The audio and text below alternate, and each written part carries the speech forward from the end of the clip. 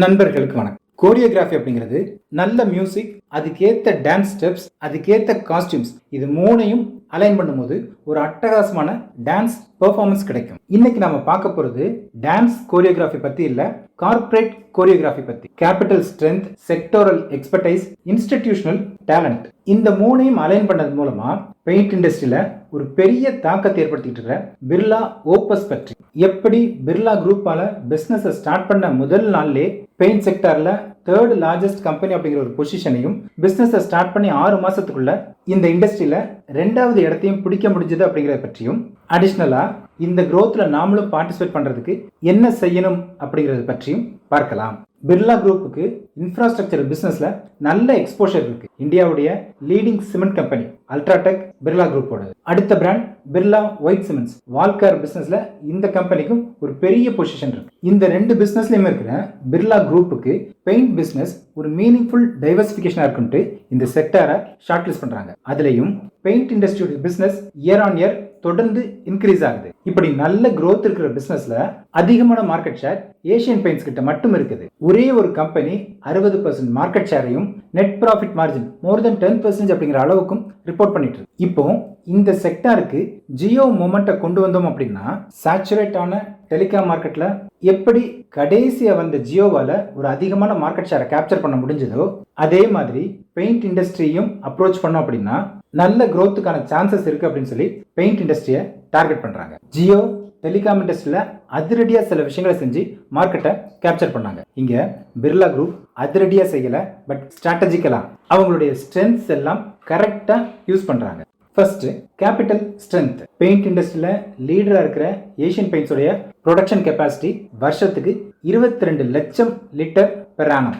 Birla group paint இண்டஸ்ட்ரியில Asian பெயிண்ட்ஸ்க்கு ஈக்குவலான ஒரு கெப்பாசிட்டியை க்ரோ பண்ணும் அப்படின்னு டார்கெட் பண்றாங்க. அப்போ அந்த கம்பெனியோட ப்ரொடக்ஷன் கெப்பாசிட்டி எந்த அளவுக்கு இருக்குதோ அதுக்கு ஈக்குவலான ப்ரொடக்ஷன் கெப்பாசிட்டி பிர்லாவுக்கும் இருக்கணும். பிர்லா ஓப்பஸ் பெயிண்ட்டுக்காக இந்தியாவில் 6 இடத்துல மேனுஃபேக்சரிங் பிளான்ட்டை செட் பண்றாங்க.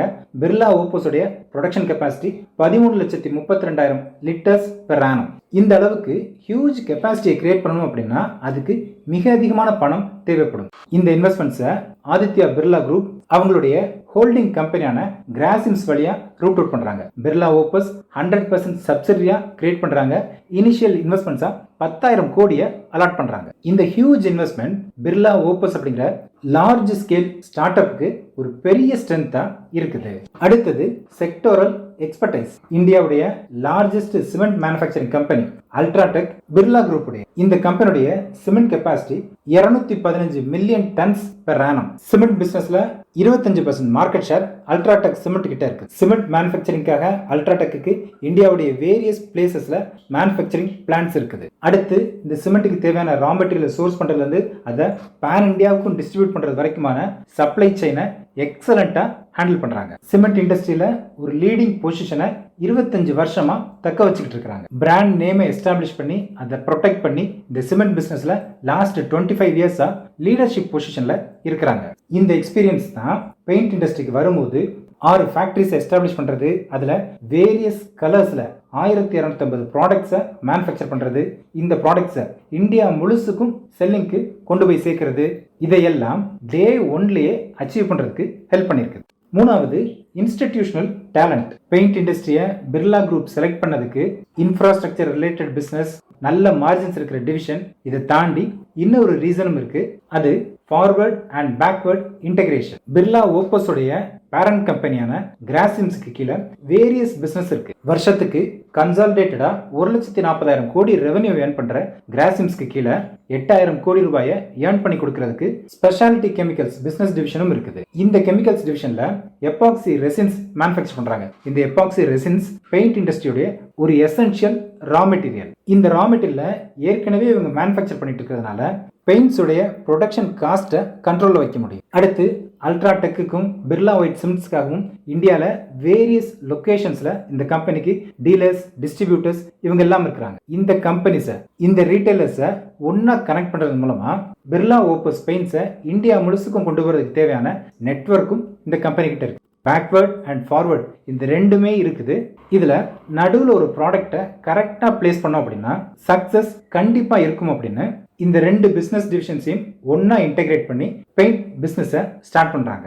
நாலாவது டிஸ்ரப்ஷன்ஸ். ஃபுல்லா எஸ்டாப்ளிஷ் ஆகி ஏற்கனவே சேச்சுரேட் ஆயிருந்த டெலிகாம் மார்க்கெட்டை கடைசியா வந்த ஜியோ பெனிட்ரேட் பண்ணாங்க அப்படின்னா அதுக்கு காரணம் அந்த கம்பெனி பண்ண டிஸ்ரப்ஷன்ஸ். அதிரடியா பல விஷயங்களை செஞ்சாங்க.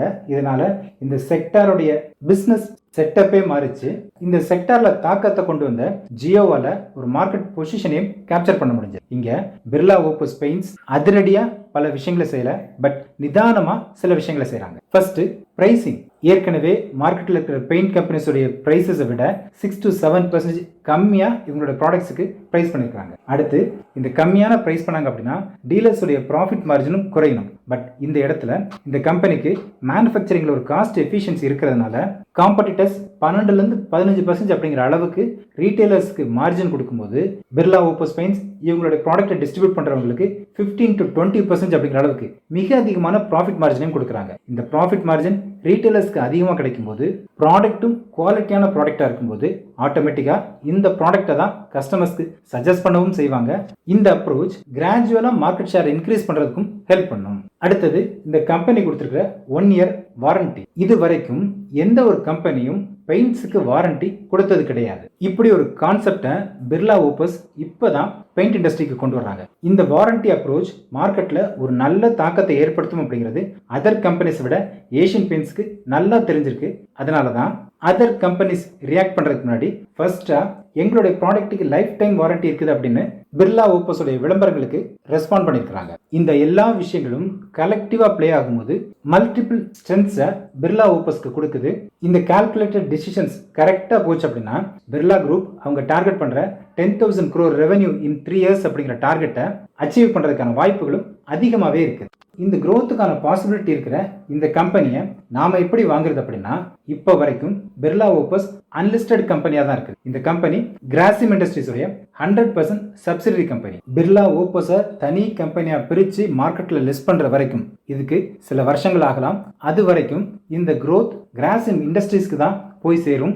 கிராசிம் இண்டஸ்ட்ரீஸ் பிர்லா குரூப் உடைய ஹோல்டிங் கம்பெனி. இந்த கம்பெனி ஆதித்யா பிர்லா கேபிட்டல் கம்பெனியுடைய 52% ஷேர் ஹோல்டிங்கை ஓன் பண்றாங்க. அடுத்து அல்ட்ராடெக் சிமெண்ட்ஸ் இந்த கம்பெனில 56.11% ஷேர் ஹோல்டிங் கிராசிம்ஸ்க்கு இருக்கு. ஹிண்டால்கோல 3.92%. இப்படி பிர்லா குரூப் உடைய அதர் சக்சஸ்ஃபுல் பிசினஸ்லயும் கிராசிம் இண்டஸ்ட்ரீஸ்க்கு ஏற்கனவே ஷேர் ஹோல்டிங் இருக்கு. இப்போ இவங்க ஸ்டார்ட் பண்ணிருக்கிற பெயிண்ட் இண்டஸ்ட்ரிக்கான ஸ்டேஜையும் கரெக்டா செட் பண்ணிருக்கிறதால Birla group Birla Opus paints வழியா இந்த செக்டார்ல ஒரு தாக்கத்தை ஏற்படுத்தி இவங்க டார்கெட் பண்ற ரெவென்யூவையும் அச்சீவ் பண்றதுக்கான வாய்ப்புகளும் இருக்குது.